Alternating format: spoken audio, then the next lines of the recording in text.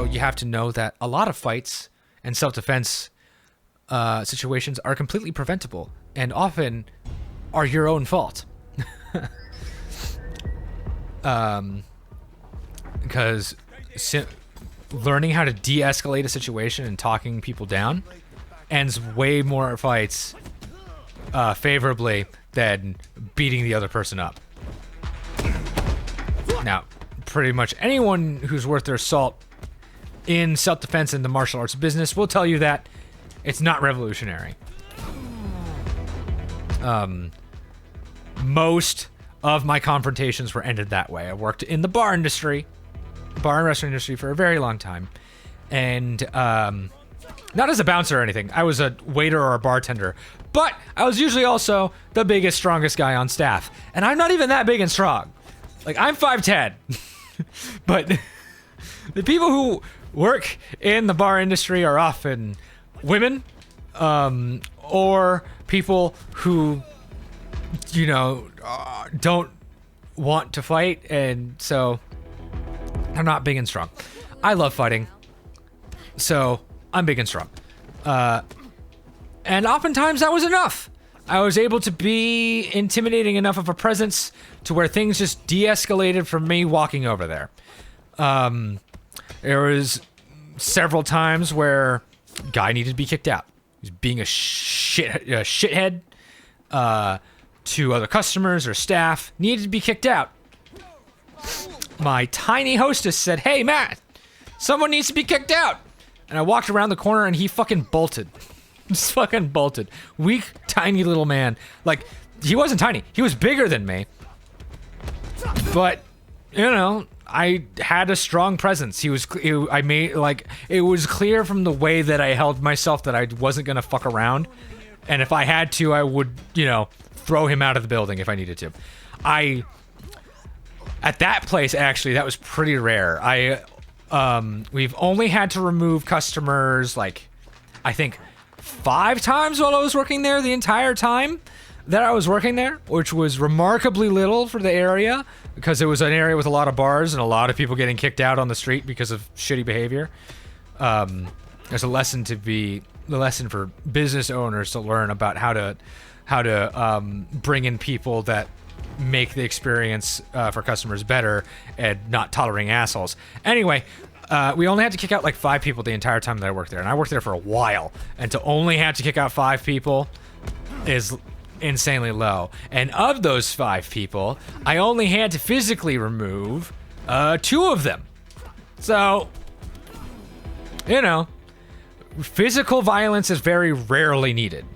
It's important to know for any adult, I would say, but especially men, because it's gonna be expected of you to be able to commit violence in the defense of your family and yourself. I don't make the rules. That is what is expected of you. It's not necessarily a good thing about the world, but it's a reality of the world. So, I think that everybody should know how to defend themselves, just some basic stuff. And the biggest form of self-defense, like I said, is just de-escalating. Because that's what I did most of the time. Anytime people started getting rowdy, we'd be like, I'd be friendly. I'd be like, "Hey, what's up? What's going on? Hey, can you stop, please?" And that worked most of the time. Granted, that was because of the customer base. At the first place that I worked at, which was not a bar, it was a a close to fine dining establishment. No liquor, no cocktails, wine and beer only.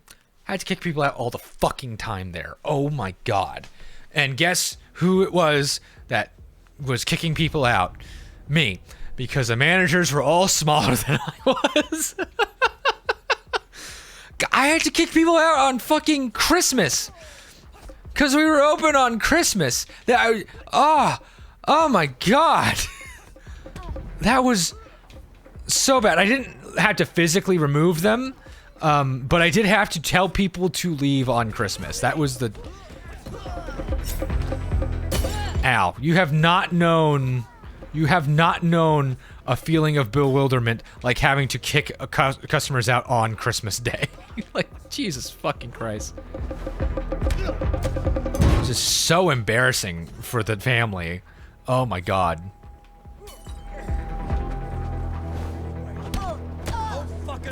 My fight stories aren't very impressive. Most of the fighting I did was in, like, I'm not a fighter.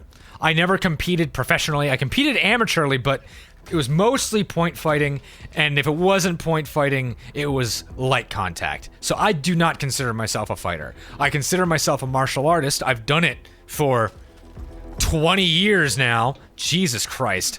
It's also a really good testament to practice doesn't always make perfect. Perfect practice makes perfect. Because I still, despite having done martial arts for 20 years, I'd say I've only been doing martial arts correctly for like probably the last 5 of my career. And it's not like I went to bad places. Yes, some of them were bad and were teaching me bullshit because, you know, that's just the nature of the industry. But a bunch of them I went to were actually really good. I took a form of Goju-Ryu karate. It was good, but I was a kid, and so I was taking a kid's class. The concepts they taught me were super useful in other martial arts and in kickboxing, but I was a kid, and I wasn't there to learn how to fight. I was there to have fun. It wasn't until I started doing Taekwondo where I started really getting into, like, I kind of actually want to be able to fight people. And the Taekwondo school that I went to, unlike most, was actually good for teaching that because they allowed us to punch each other in the face, which most Taekwondo schools won't let you do. The only thing that they didn't allow is, one, they didn't really like you cross-training for the first bit that I was there.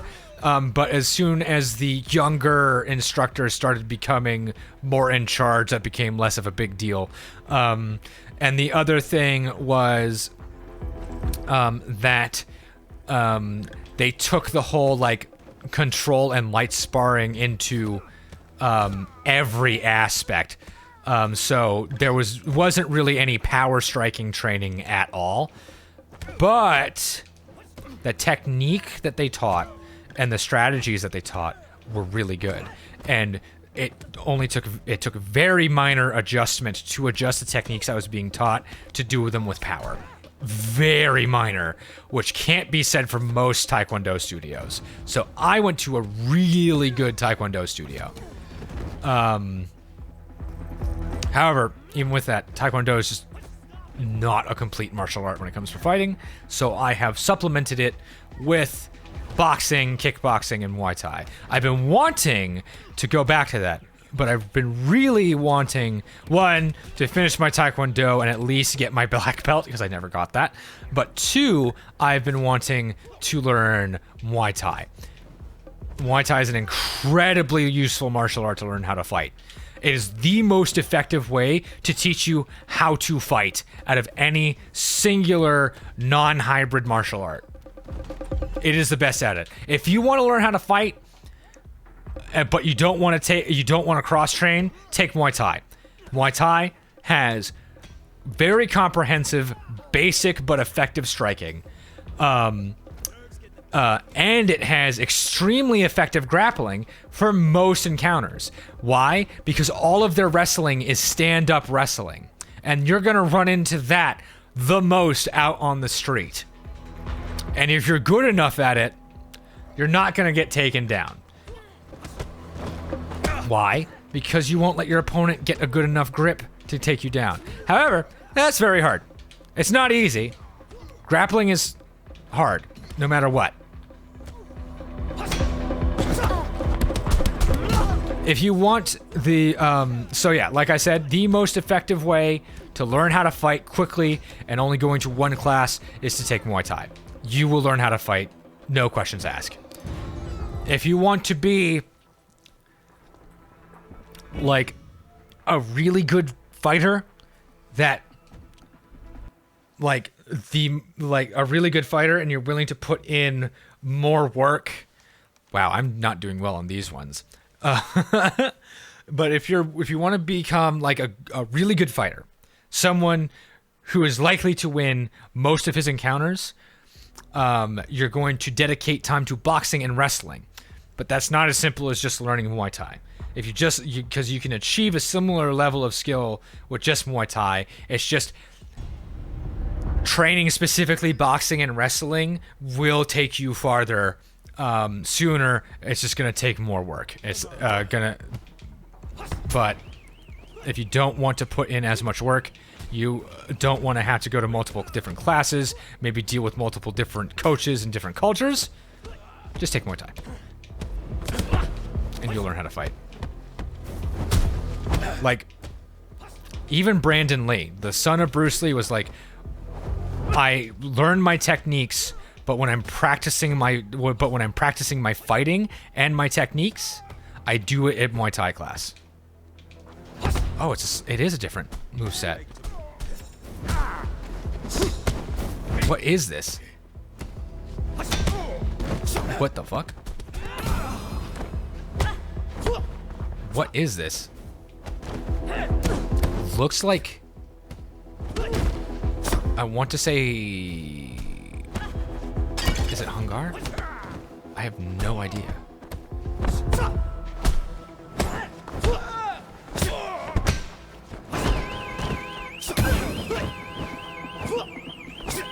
Interesting. So, speaking of fighting, a thing about Kung Fu that I've mentioned before is, a lot of it... Damn it. A lot of the actual techniques have been lost, like the way that you use them. Want some more? And that was done on purpose. Both by the government and the Kung Fu industry. So that right there, that little punch is probably not a punch. That is not a very effective punch. Why? Because of his stance, the way that he's throwing his hip, and the angle. It's like, oh, but it's an uppercut. But it's not. An uppercut needs to be closer to the body, and it needs to be thrown with the hips moving a different way. That is a real technique, I bet, because most of all of the animation in this game is based off of real techniques. That's probably not a punch. That's probably an underhook, which is in wrestling, where you grab underneath your opponent's arms to gain control of their torso. Thing is that the Kung Fu establishment in China, the bureaucracy of the martial arts industry, is only going to be looking out for what they feel will make them the most money. And there is an attitude that grappling is boring, and boring stuff will mean people won't want to watch, won't want to train.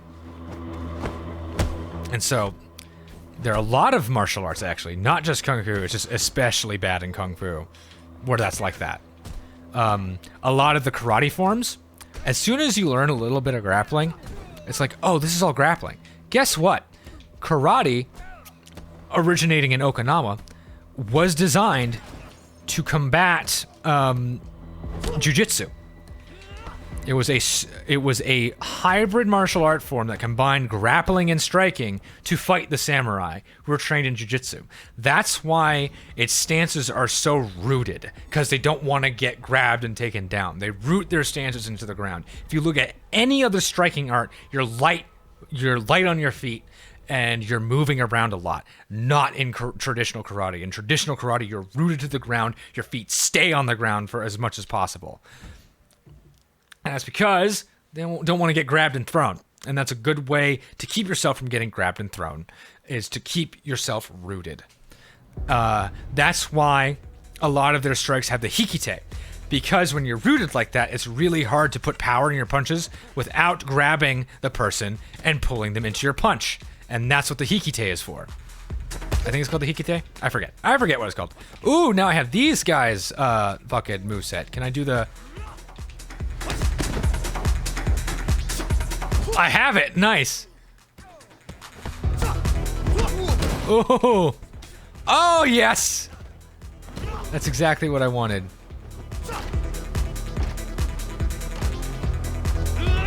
Okay, so I still have that.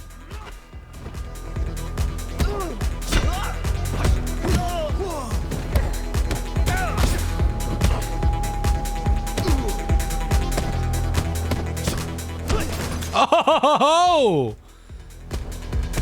You fools! Thinking you could outsmart me. Am I invincible? I am invincible. What the hell?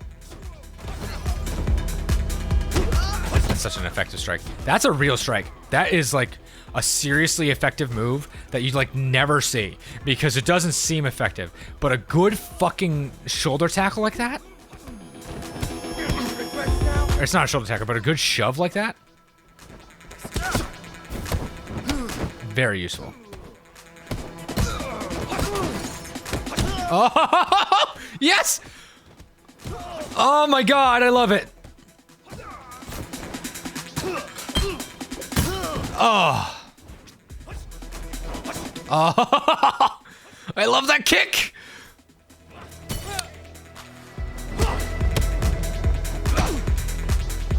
Oh.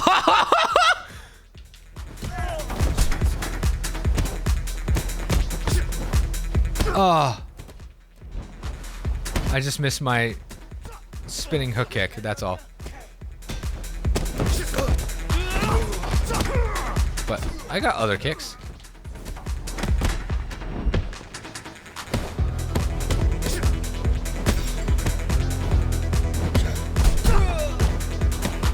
Oh, man.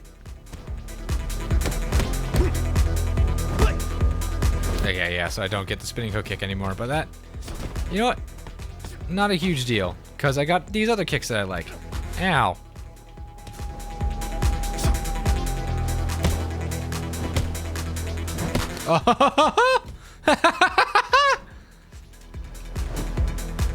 That's a capoeira style kick. I think Kung Fu, there is a form of Kung Fu that has a kick like that. I just don't remember what it's called.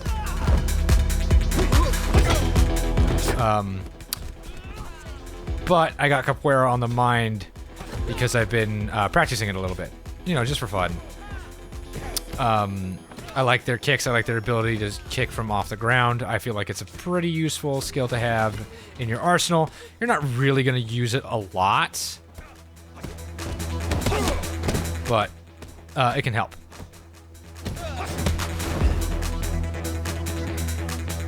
Pop! Oh, I love that. A good stunner.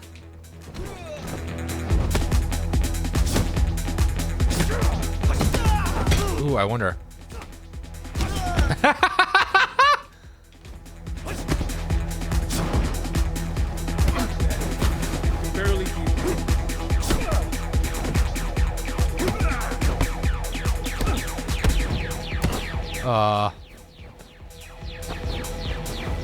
Oh my gosh. Oh my gosh. I pity you.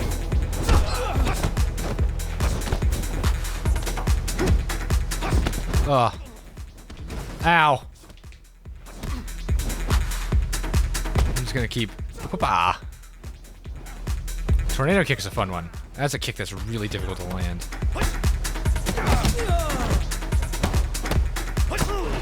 I like opening up with a front leg round kick too. Very Taekwondo. This entire moveset right here is very Taekwondo-esque. It's still Kung Fu. There's a lot of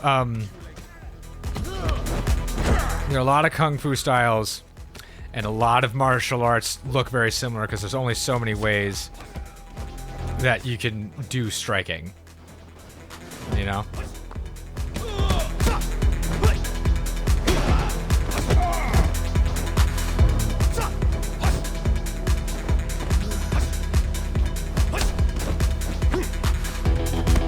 So they're gonna look similar. It's just when we think of kicking, a lot of kicking, just a bunch of kicks in a row, we think Taekwondo, because that's what Taekwondo is known for. And that's why I like it, because I like to kick people in the head. It's one of my favorite pastimes. You should have stayed at home. How about you just don't fucking tell me what to do, alright? I don't need to be nagged. I don't like being nagged. So, you just fuck off. I pity you. You do? Aw. Good for you. I wish I had that axe kick.